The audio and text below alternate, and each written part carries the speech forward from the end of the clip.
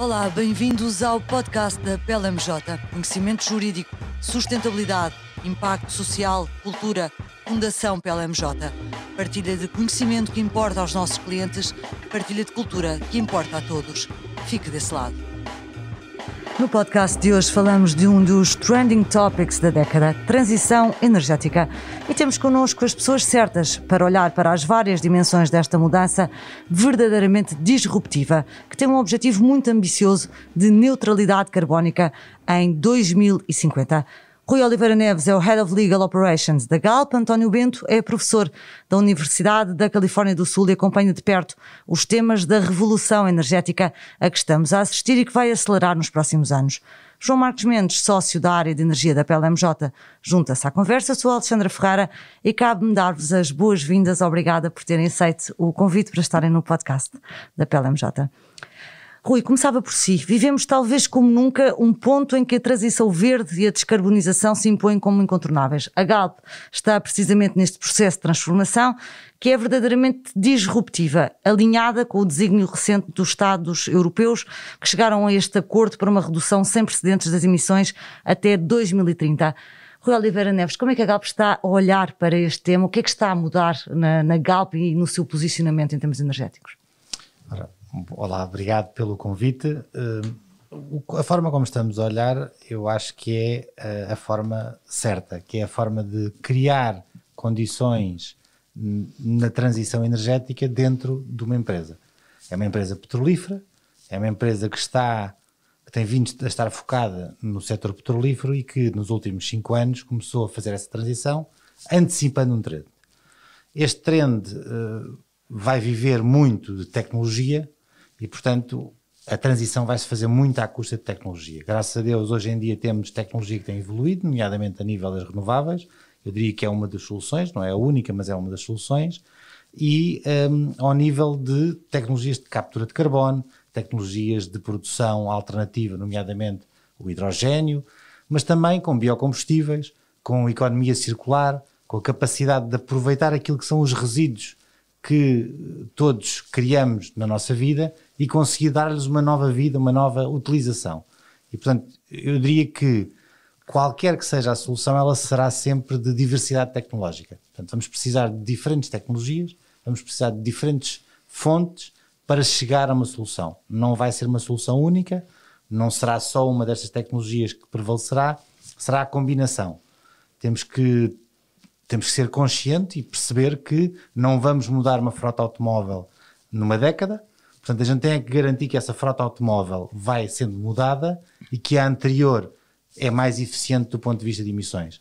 Portanto, biocombustíveis, combustíveis sintéticos têm um papel a desempenhar fundamental dentro da nova geração de biocombustíveis, ou seja, usando, como eu estava a explicar, resíduos de plástico, óleos residuais, portanto, tudo aquilo que deve ser evitado lançar-se no ambiente, pode ganhar uma nova vida e ganhar uma nova utilização dentro da cadeia de valor que conhecemos. Mas para além disto, só vamos conseguir ganhar este desígnio com uma nova economia. Ou seja, os modelos de economia em que temos vivido nas últimas décadas não vão servir-nos para nos levar até 2050.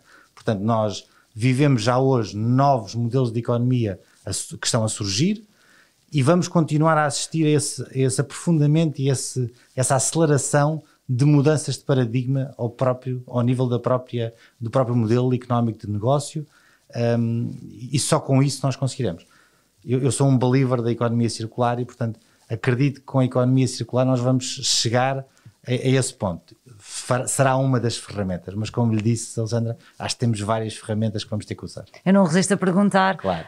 Pela sua experiência, deve ser verdadeiramente interessante fazer uma transição de uma Galp, que como o Rui dizia, era uma petrolífera, para uma empresa que vai ser toda outra coisa, já é outra coisa e dentro de poucos anos será quase irreconhecível como nasceu. Nas suas funções deve ser um desafio bastante interessante. É particularmente interessante, eu diria que é das coisas que mais prazer me dá, de facto, é viver este momento de transição energética. Eu acho que nós estamos a viver um momento único na história do setor, temos a possibilidade de mudar paradigmas. E isso é fantástico de acontecer, e vai acontecer numa geração, não é? Ou seja, vai acontecer numa geração. Nós ainda vamos estar cá para ver. Vamos estar numa geração que vai acontecer isso, mas vai ser o resultado da combinação dos esforços de várias gerações. E isso é, de facto, motivador e absolutamente entusiasmante. Muito bem, António, a transição climática não pode passar apenas por um bloco. O planeta é único, pelo que o esforço tem de ser partilhado por todos, sob pena do justo pagar pelo pecador. Como a Europa e Estados Unidos, como é que devem gerir este tema, assegurando que a transição climática se faz globalmente? Assistimos recentemente a alguns retrocessos neste caminho, agora parece que está tudo on track again. O que eu lhe queria perguntar é como é que vê estas diferentes velocidades do bloco europeu, do bloco norte-americano? Ok, obrigado, Alexandra, pelo convite. É um prazer estar convosco hoje, discutir este tema. Em primeiro lugar, eu queria levantar aqui uma questão, que é o seguinte: realmente foram apresentadas a nível europeu metas muito agressivas de descarbonização, em particular uma meta para 2030 de cerca de pelo menos 55% de reduções de emissões face a 1990 e, portanto, a questão que nós devemos colocar em primeiro lugar é: será que vamos atingir esta meta? E depois, como é que vamos partilhar a carga, de certa maneira, para atingir a redução a nível global. E, portanto, o primeiro ponto a nível europeu que eu queria levantar é preciso notar que esta meta será alcançada como um bloco e não país a país. E, portanto, isto, de certa maneira, apresenta alguma flexibilidade, mas também talvez ponha alguns desafios se realmente vamos chegar a 2030 com a meta. E, na verdade, quando nós olhamos à resolução do Conselho Europeu, o que vimos foi que chegou-se a acordo, em parte porque a meta não foi estabelecida para cada um dos países, mas em vez para um bloco, de certa maneira para dar tempo aos países da Europa do Oeste que ainda dependem imenso de carvão para a sua transição. E, ao mesmo tempo, o acordo contemplou a inclusão de florestas e uso da terra na perspectiva de produção de offsets, mas eu tenho algumas dúvidas, não é? Porque, por exemplo, quando olhamos a Portugal, o PNEC que foi feito estabeleceria reduções de emissões de 55% face a 2005, mas, por exemplo, quando nós olhamos essas emissões face a 1990, estamos apenas a falar de 35%. Portanto, a primeira pergunta que se coloca dentro do bloco europeu é: para os países que chegam a 2030 e não reduzem pelo menos 55% das emissões, quais vão ser os outros países que irão compensar realmente para o bloco chegar aos 55%? Depois pergunta-me relativamente aos Estados Unidos.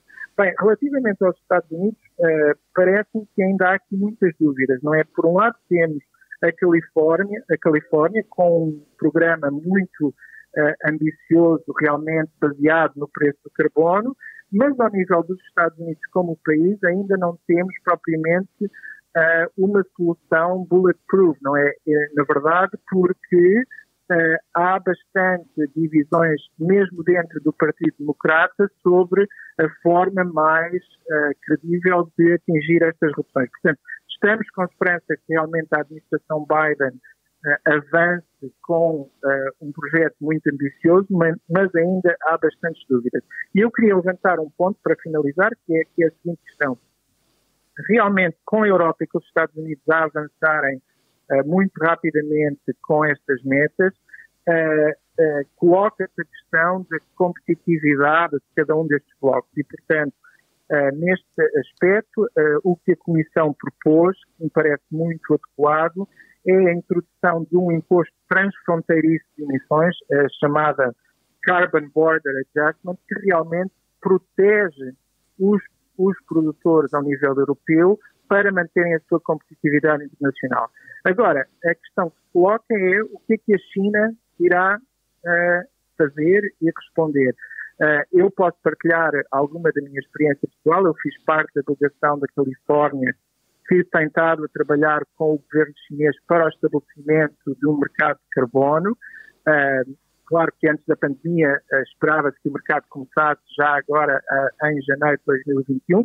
está um pouco atrasado, mas eu tenho esperança que avançará. E, portanto, com a China, os Estados Unidos e a Europa a avançarem da forma agressiva que estão a avançar, eu tenho realmente muita esperança que vamos avançar e que eventualmente atingirmos estas metas.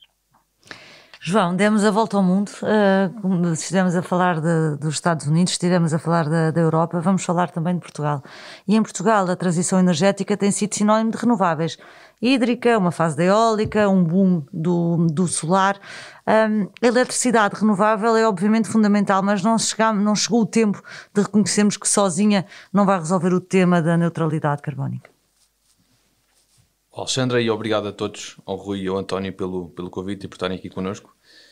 E a resposta de facto parece-me sim, ou seja, nós em Portugal desde muito cedo que apostamos nas renováveis, primeiro na eólica, também na biomassa e na hídrica e agora na solar, mas de facto isto, que é muito importante, não vai ser suficiente. É preciso descarbonizar a economia e na sua globalidade até 2050 e num grande passo até 2030, e há de facto setores onde, pelo menos diretamente, a eletricidade não pode entrar e há alguns, e porventura, mesmo indiretamente, não conseguirá só por si cumprir toda esta função.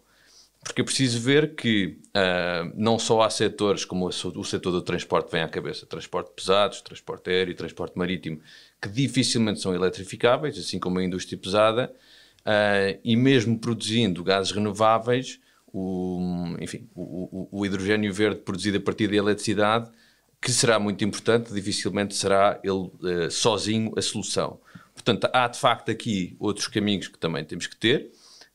Não há, como o Rui diz, uma bala de prata para resolver este tema que está na agenda de hoje e que vai permanecer na agenda da transição energética, e por isso eu diria que nós vamos ter que ter um mix de renováveis com hidrogênio verde, que será uma nova utilização de renováveis e poderão alavancar-se reciprocamente, mas teremos também que fazer um caminho na economia circular, como o Rui disse, e isso pode passar desde logo por armazenar carbono e para, com base nisso, produzir hidrogênio azul, para produzir combustíveis sintéticos que consigam descarbonizar o setor dos transportes.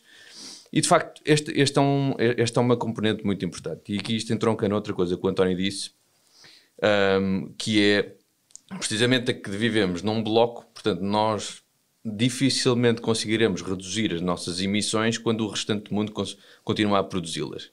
Desde logo porque sabemos que um problema sério que existe nos setores poluentes é o carbon leakage, portanto de que é que nos serve nós deixamos de produzir carbono se depois vamos adquirir os produtos finais que concorrem com estes a países que não têm as mesmas preocupações.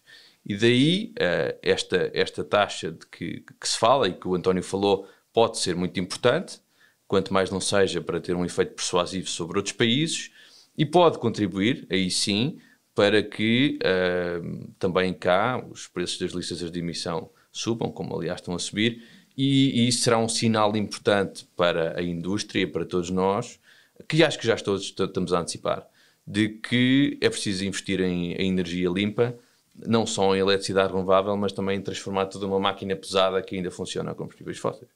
Rui, neste equilíbrio que estamos aqui a tentar encontrar, de como um bloco nós temos este objetivo, mas depois há países mais pequenos, há países mais convencidos desta agenda, outros menos convencidos. Quando olha para o conjunto dos Estados-membros e comparamos com Portugal, que parece ser um país que pelo menos reputacionalmente está bastante comprometido com esta meta, como é que vê este equilíbrio? Estamos a fazer mais que os outros menos, e que expectativas é que tem realmente em relação a estas metas quando olha para o conjunto dos Estados europeus?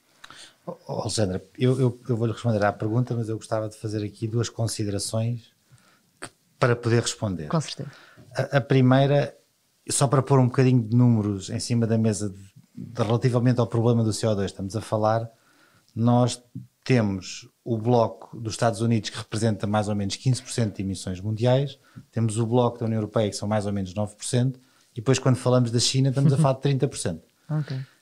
E portanto são blocos muito diferentes em termos de peso relativo de emissões para as emissões globais. Há fenómenos que estão a acontecer, E eu acredito que estas soluções não passam apenas por fixar metas. E vou dar alguns exemplos de fenómenos. Na Cimeira do Clima que a presidência Biden promoveu, foi possível trazer alguns compromissos do Canadá e da Índia. A Índia representa 7% das emissões. Portanto, quando o governo norte-americano traz a Índia para cima da mesa, está a trazer um dos grandes problemas. É quase da dimensão da União Europeia. Quando traz o Canadá, está a trazer também um problema relevante ao nível da América do Norte, e está a dizer a América do Norte, como um bloco, vai assumir certos desafios. E para além disso, eu devo dizer que eu vejo também muito positivas as medidas que são a ser tomadas pelos Estados Unidos ao nível fiscal. Os Estados Unidos, e depois o António pode seguramente também aprofundar este tema, o Comitê Financeiro do Senado americano apresentou uma proposta de ato legislativo para dar créditos fiscais que visam contribuir para que a economia mude no sentido de se tornar mais limpa, de se tornar mais descarbonizada. Esse é um incentivo que todos conhecemos dos Estados Unidos, funciona muito bem. E, portanto, o que se fez foi alargar o modelo a um conjunto de outras atividades para criar esses incentivos. Nós, na Europa, fixámos metas, temos planos que passam mais por apoiar e ter mecanismos como o PRR para apoiar a indústria e para apoiar as empresas no sentido de caminhar para essa descarbonização, e, portanto, são modelos diferentes. Quando olhamos para estes modelos, percebemos que há aqui um fator que vai ser fundamental, e esta é a segunda nota que lhe queria dar, que vai ser fundamental para o sucesso de qualquer descarbonização no mundo, que é a questão de haver meios financeiros para esta descarbonização. Ou seja, o investimento é uma questão de investimento. Em termos de investimento, o que se faz no setor energético no mundo, 50% é em oil and gas e 50% é no resto. Portanto, o peso relativo do investimento que existe hoje em oil and gas ainda é muito significativo, é metade do investimento, e para caminhar no sentido da descarbonização vamos precisar de praticamente a crescer 50% ao ano o valor investido no sentido da descarbonização. Ou seja, não só temos que virar 50% para a descarbonização, como em cima disso temos que pôr mais 50%. Portanto, o desafio gigante que nós temos pela frente para atingir os objetivos de descarbonização passam por investimento. E não é o melhor dos anos para isto, ou o melhor dos contextos económicos. Dos anos. E, portanto, isso leva-me agora a responder à sua questão, que é, entre os blocos, provavelmente, neste momento, o bloco europeu não é aquele que está mais apetrechado para o investimento que é necessário fazer para esta transição energética. Talvez os Estados Unidos sejam melhor neste momento e estejam a tomar medidas que são elas próprias fomentadoras desse investimento. Talvez a China, com um modelo radicalmente diferente, também esteja mais bem posicionado, e a Europa tem um grande desafio, que é, tem uma Polónia e outros países de leste que estão com uma economia assente em carvão, sejamos realistas, e portanto, quando nós olhamos para uma indústria automóvel que está baseada na Polónia e nos países de leste, estamos a falar de uma indústria que vive a nível energético do carvão. Portanto, os automóveis são produzidos com energia muito económica, mas que é menos descarbonizada, ao passo que temos uma Ibéria, para sermos, digamos, inclusivos, que está cada vez mais no sentido da descarbonização ao nível da produção elétrica e em que o peso da indústria automóvel não é tão significativo. Portanto, de facto, nós devíamos estar a caminhar, enquanto bloco, para escolher as melhores localizações em função dos objetivos que temos. E não em função do custo, porque se for do custo, como dizia, da questão da localização das fábricas de automóveis, por exemplo, exatamente, é uma batalha perdida, não é? Pois, de facto nós temos uma dificuldade de competir com o leste porque as condições competitivas já não são iguais dentro da Europa. Claro. E, portanto, quando temos estas assimetrias, nós temos desafios seríssimos para enfrentar. E, portanto, a economia portuguesa tem agora com o PRR uma oportunidade excelente para poder, com estes níveis de investimento, fazer um shift da sua própria indústria. Vamos precisar de ajustar a indústria e, nomeadamente, ao nível da produção de veículos elétricos na Ibéria, a Ibéria devia estar a olhar para isso. A Ibéria devia estar a posicionar-se precisamente pela capacidade de ter energia renovável, que vai tender a ser mais económica, para produzir automóveis que sejam eles já de base produzidos com energia elétrica renovável, e não o exemplo que estamos a ver de leste. Portanto, temos desafios seríssimos. Eu acho que Portugal tem condições para os enfrentar com base nas opções que têm sido tomadas e num caminho que pode ser feito de mão dada com a indústria, porque, sejamos claros, uma das questões que nós temos é a descarbonização da indústria em Portugal, portanto tem que ser de mão dada com a indústria, e isso vai nos permitir ter um posicionamento na Europa que será de destacar. Eu confesso-lhe que acho positivo quando há a ambição do governo português em desafiar os agentes económicos no sentido positivo, ou seja, vamos descarbonizar, vamos ser ambiciosos para o fazer. Não tenho a certeza que a gente consiga, no sentido em que pode não haver todos os mecanismos que estejam disponíveis para o efeito, mas devemos ter essa ambição e acho que devemos caminhar nesse sentido. António Bento, somando aqui à nossa... António? Eu queria acrescentar um ponto em relação ao que o Rui disse, porque me parece que é muito importante.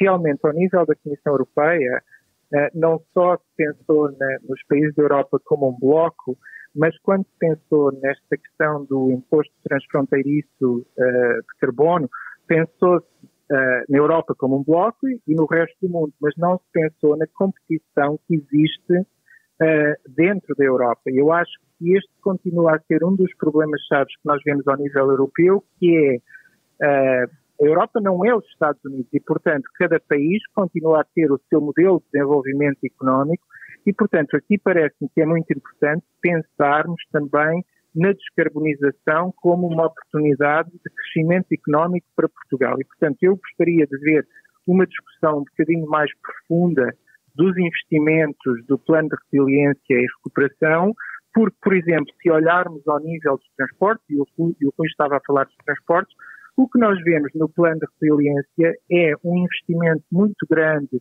na expansão das linhas de metro, não é? Quer em Lisboa, quer no Porto, mas não estamos a ver os investimentos e os apoios necessários, por exemplo, para a transição dos veículos ligeiros. Isto parece-me que é muito importante, quer ao nível de produção de veículos elétricos, quer depois também como os consumidores vão fazer a sua transição para os veículos elétricos. E, portanto, é muito importante notar que há aqui talvez um desfazamento entre as ambições que aparecem em termos de metas e depois os mecanismos que estão a ser usados para as atingirmos, não é?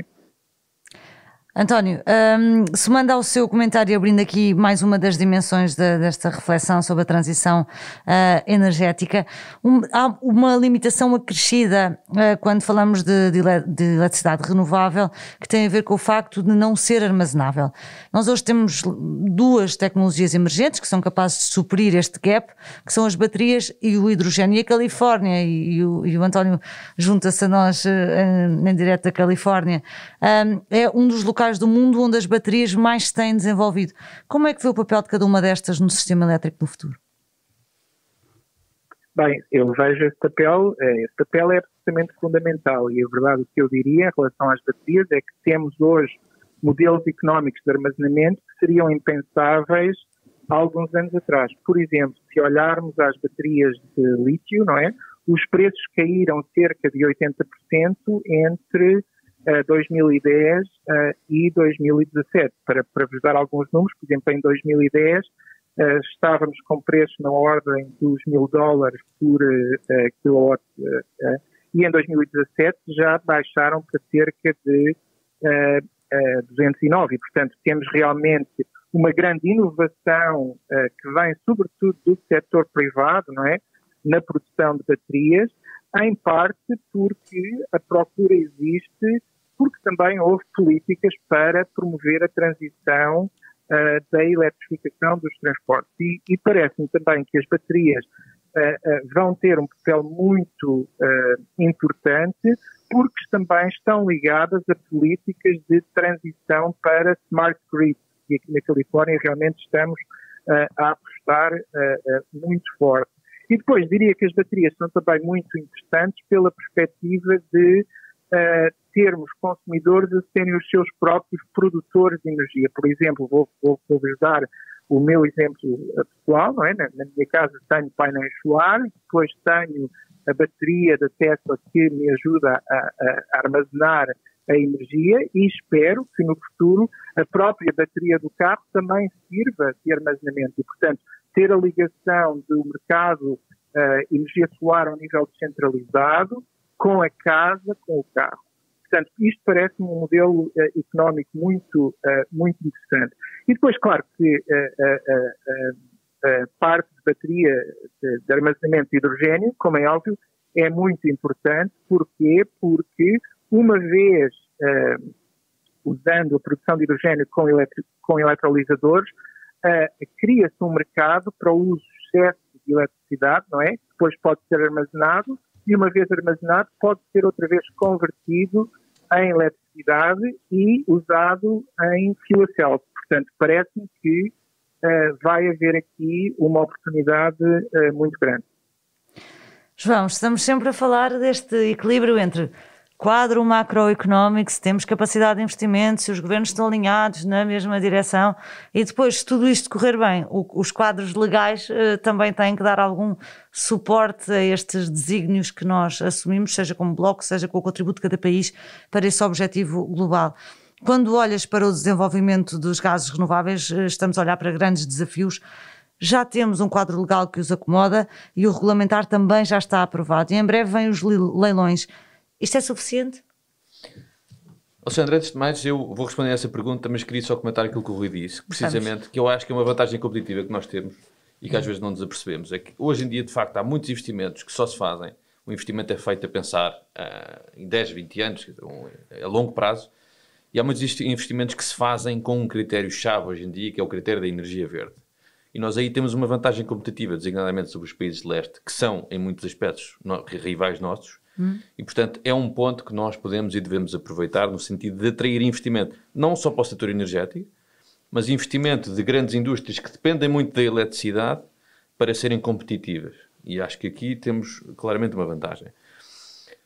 Respondendo agora a essa questão, nós temos, de facto, nós fomos supersónicos em aprovar uma estratégia, em aprovar um quadro legal que acomoda a produção de gases renováveis, incluindo o hidrogênio, até mesmo na produção de um quadro regulamentar, que já hoje temos e estão anunciados os leilões ainda para este ano, para o apoio à produção, agora já não há produção, mas ao consumo de gases renováveis, e ao mesmo tempo já estão a decorrer, está a decorrer um procedimento de atribuição de ajudas ao investimento no âmbito do chamado POSEUR. Portanto, estamos a fazer o nosso caminho. Ainda assim, eu acho que há desafios que é importante conhecer e focar-nos em debelar. E se calhar eu frisaria 3. O primeiro tem a ver com a viabilidade técnica de tudo aquilo que se pretende aqui fazer. É evidente que sabemos que já hoje em dia é possível injetar gases na rede. A rede, falo da rede de gás natural, agora a rede de gás, acomoda uma certa possibilidade de incorporação de hidrogênio. De resto, já no passado o gás de cidade tinha uma grande incorporação de hidrogênio. Algo que não é assim tão claro é quais é que são os níveis que eu posso injetar com a rede de hoje e a coordenação de quem injeta num ponto e de quem injeta a montante e a jusante desse ponto. Não é? Porque no final do dia, aquilo que é preciso garantir é que em cada ponto de rede o hidrogênio não supera os níveis que é suposto. E, portanto, tem que haver uma coordenação. E esta coordenação exige certeza e existe certeza também na perspectiva de atrair investimento. Precisamos também de certeza jurídica e a certeza jurídica pressupõe esta certeza técnica, mas vai para além dela, porque aqui também temos que ter certeza ao nível dos apoios que vão existir, o leilão aí é determinante, também ao nível do licenciamento. O projeto, tal como está configurado no quadro legal atual, o licenciamento de um eletrolisador, de uma instalação de produção de hidrogênio, é um licenciamento pesado. Há uma série de regimes que se aplicam na sua literalidade porque estão pensados para outro paradigma e que porventura não faz sentido aplicar, neste caso, num equipamento que não é produtor de emissões. E depois temos o desafio da viabilidade económica. Em terceiro lugar, o desafio da viabilidade económica, que é um desafio que em parte se vai resolver pelo mercado, tendencialmente, havendo mais produção, vai haver mais escala, os custos vão ser mais baixos e, ao mesmo tempo, a tecnologia competitiva que é a produção de combustíveis de gases a partir de origem fóssil, também se vai tornar mais cara, mas há um papel a fazer no sentido de atribuir apoios, seja apoios ao investimento, seja apoios à produção. Segundo as notícias que vieram ao público, o leilão que vai ser lançado vai colocar um enfoque em deixar a concorrência saber quem é que exige o preço mais baixo face ao preço atual das emissões para consumir hidrogénio, e isso parece uma boa ideia, mas é preciso esperar e é preciso garantir que o quadro que é montado é um quadro suficientemente claro para conseguir atrair investimento. Rui, falamos de legalidade, quadro regulamentar. António, diga. Eu queria acrescentar um ponto a esta discussão. Portanto, a ideia dos leilões realmente é um instrumento económico que normalmente é muito eficiente, mas é preciso lembrarmos que estamos aqui a falar de um problema em que precisamos conciliar a procura com a oferta, porque não se cria mercado sem a oferta e a procura, e, portanto, o desafio que nós temos, especialmente no mercado do hidrogênio, os custos de produção ainda são muito altos, mesmo com o aumento do preço de carbono, os custos de produção ainda não estão competitivos e, portanto, quem é que vai ser a procura? E, portanto, sem incentivos à procura, eu tenho algumas dúvidas que realmente o mercado acabe por se concretizar e, portanto, também temos que pensar se não faria mais sentido, por exemplo, continuar a dar vida ao mercado de gás natural, não é? Porque substituir uma emissão de gás natural por hidrogênio, a redução de emissões é relativamente mais baixa do que, por exemplo, se usássemos o hidrogênio como combustível na frota de transportes pesados, não é? Mas, para isso acontecer, teríamos que estar a dar apoios para a conversão da frota de veículos pesados para veículos que seriam operados a hidrogênio, não é? E, portanto, mesmo com os leilões, não há garantias, a meu ver, que essa conversão e que os investimentos necessários para a procura de hidrogênio realmente se concretizar está garantido. Rui Oliveira Neves, não resisto também a fazer-lhe se calhar esta provocação. Nós vemos os governos em Portugal sucessivamente a desafiarem as empresas nacionais para estarmos na vanguarda das tecnologias. Os investimentos de arranque nas novas tecnologias são caros. O negócio